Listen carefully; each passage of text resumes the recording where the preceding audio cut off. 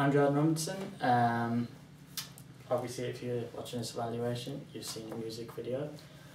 And basically this is just a few questions I'm going to answer about what I use, some of the feedback, all that kind of stuff. So I'll get right into it and just try and have a bit of fun with it. Right, so the first question is, in what ways does your media product use, develop or challenge forms and conventions of real media products? Now, in terms of this, you obviously have the different theorists, different theories, and obviously throwing that out there with it being a music video, you're going to compare it to different music videos of other genres, similar genres. Even the same music video, it should be different to what was produced. Now, I did the song What Do You Want From Me by Forever the Sickest Kids, and although my original idea and what I was trying to go for at the end with a lot of mistakes, so I had to basically cut a few corners and just try and throw in a few things that will make it look and try and give a similar effect. Obviously it's, in my eyes, it hasn't come out how I wanted it, but compared to the original video, if you do watch that, the original video is a kind of a live performance mixed in with humour, and you've got a crowd.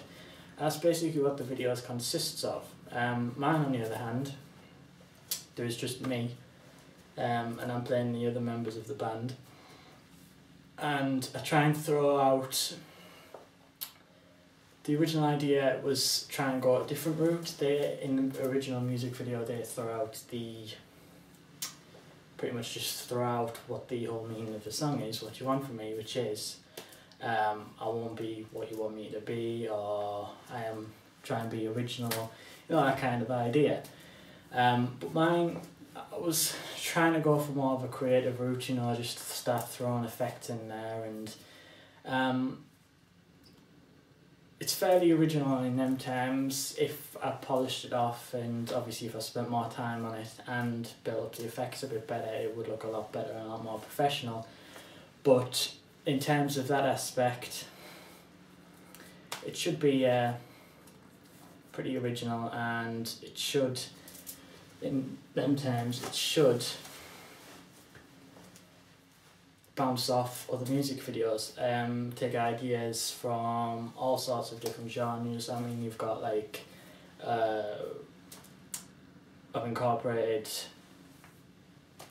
pop type vibe in there, maybe a rap hip hop type vibe in some aspects. Obviously you've got your like pop rock, that type of thing there, and hopefully that's the aspect I give. And if you can see over here, we basically have the video, and this aspect is kind of the arrows in the background. Now this is not the idea I wanted to give originally. It was kind of supposed to be like all over the place, and would have looked better like if it was on the fence, if you know what I mean. But again, it's given a similar effect, and I have took this from similar music videos, obviously, and you will have come across them at some point. So on to the next question. How effective is a combination of your main product and ancillary texts? Basically, the combination of the music video and the digipack, etc. It has obviously the similar style, it has the same aspects as you can see up here, has a similar style, similar feel to it. You've obviously got your paint splats on there at certain points in the digipack. Obviously you've got the band itself. Other than that, it does fit in with the music video, although there is aspects I would have liked to change, such as front cover maybe it may look a bit more professional yet again. but obviously with the limited time, there's not a full time limit, like there's not a full chance of doing that. So in that aspect it does go with the digipack and the poster and everything, but it doesn't fit together how I wanted it to originally. So on to the next question.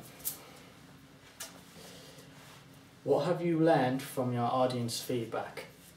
I've learned that obviously it needs polishing up and it needs adjusting slightly, and obviously I would build the effects up. One example is here. You can see that the words actually come up, what do you want from me? And that wasn't the original idea. I had a few ideas going through my head and I got told that it would have been better say if it was 3D, because my original idea, maybe have it just floating, and I was originally going to try and get the camera to move around that, which I did do, but the original, like the 3D footage I created using Photoshop and After Effects didn't work out as well as I wanted it to. It was all pixelated and it just kind of didn't fit in with the environment. So I just had to scrap that idea, but I still wanted that in there, and I still think it has a decent effect, but it could be improved on, like was said. There are a few other aspects. A few people have mentioned that maybe the paint splats at the beginning, although that's a good aspect of the video, and for the opening as well, I spent a bit of work on that. Yet again, that could have been improved on. Obviously, this, if you see it here, there's actually white marks in the under the shoe, and obviously the paint splats were added in on After Effects and didn't work out because you can still see the white parts, and some bits are good, some bits don't look level, so that's something that also would have been improved on. Although some people did like the couch aspect. That was supposed to be a nice idea. That was an original idea. Yet it flowed quite well. And sat on the couch, I just thought, picked up the remote, changed the channel, but changed the environment I'm in. And obviously at the end I'm in New York, and I use stock footage for all the background images. iStock photo, and obviously there's other video sites. I just search through the internet for different things like that, and aspects like that people enjoyed. The things that could have been improved on were the more time consuming things, such as green screening. If I just take everything off here, obviously I have my green screen here, and there's a painful annoying thing about this with me using my own green screen. First of all, I've had to do it all in the kitchen, and I've only got 2 lights, shut all the blinds, shut all the window and the door off and everything. But you can see there is a lot of creases, and this is actually being ironed about 10 minutes ago. If I just show you the footage now.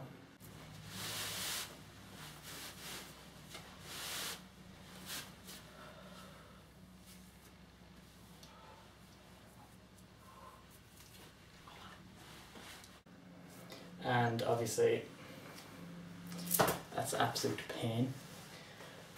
So if you can see in the video, if I just bring the video up here, as you can see in the video, it's basically cut out a lot of things. It's gone all pixelated, part of my arm's cut off. In this next bit you can see that my shorts, I never thought my shorts were actually green in some parts, so it's cut my leg off.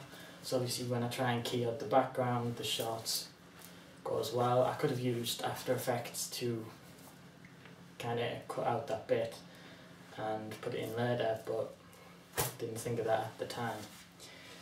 Now the last question, how did you use media technologies in the construction and research planning and evaluation stages? basically YouTube came in a big help. That allowed me to get out there. There's also a few social networking sites such as Daily Booth. And basically that allowed me to get ideas for what people would like to see in that genre, and obviously even if I went on YouTube and looked at a similar video to the original or something in the professional aspects, even going through the comments, I found a few things that even the professional videos could have been improved on. And I originally tried to incorporate them into my video. So now I'm just going to basically show you a few different things, and I'll show you a few of the software bits I used. These include After Effects, Final Cut, some After Effects like plugins and add-ons, and basically a bit of the hardware and stuff like that. So just